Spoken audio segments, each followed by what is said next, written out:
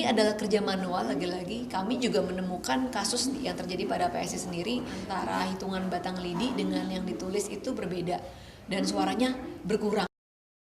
Wakil Ketua Dewan Pembina PSI Grace Natali sampaikan mengajak masyarakat untuk bersikap bijak dan tidak terburu-buru atau panik dalam menyikapi real count.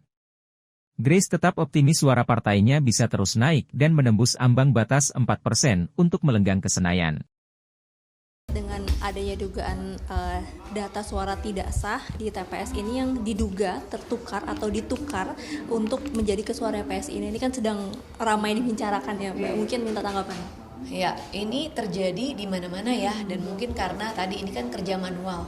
Saya punya data dan juga sudah beredar di media sosial, ada daftar misalnya ada 72 TPS P3 di mana terjadi ketidakcocokan antara C hasil plano dengan Sirekap. Begitu pula Nasdem ada puluhan TPS, Perindo juga demikian gitu. Nah, itu yang udah beredar di media sosial. Nggak tahu kalau partai-partai lain juga nanti akan menyusul datanya. Apakah untuk setiap peristiwa kita mau katakan ada pengelubungan gitu kan. Jadi ini adalah kerja manual. Lagi-lagi kami juga menemukan kasus yang terjadi pada PSI sendiri, bagaimana misalnya antara hitungan batang lidi dengan yang ditulis itu berbeda dan suaranya berkurang, bisa 100%, bisa 50%. Ya itulah tugasnya, makanya petugas-petugas di lapangan untuk kita protes kalau ada ketidakcocokan, karena lagi-lagi kalau kita mau berburuk sangka terus ya nggak akan ada hasil yang baik ya Mbak, karena memang masih manual prosesnya begitu, dan mereka bekerja dari pagi sampai tengah malam. Ya mungkin saja ada salah catat, salah tulis, salah jumlah, bukan dengan maksud yang buruk ya. Oh, tapi kalau misalnya dari internal PSI sendiri kan surveinya mengatakan bahwa lolos dari 4% itu kan ya. Tapi kalau misalnya melihat bagaimana saat ini dari KPU juga masih berkutat di soal Form C ini, apakah nanti kemudian dari PSI masih optimis untuk terkait dengan suaranya melewati?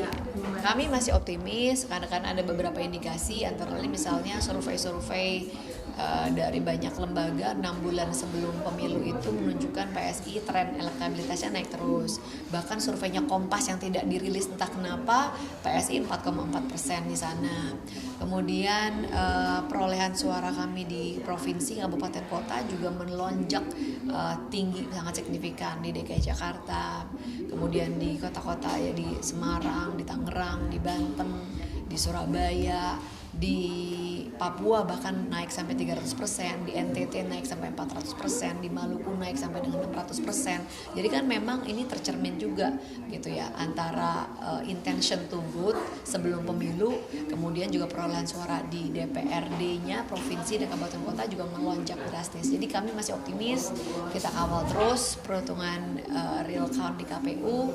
Dan yang awal kan bukan cuma PSI ya, banyak Mbak gitu kan. Kalau kita coba deh sekali-kali main ke udah selesai di kecamatan ya, tapi kalau kita lihat di sana ada banyak sekali orang yang berjaga dari pagi sampai malam, dan ini nggak bisa kita di tempat seperti itu kita tiba-tiba simsalabim abrakadabra. Jangan lupa subscribe ya.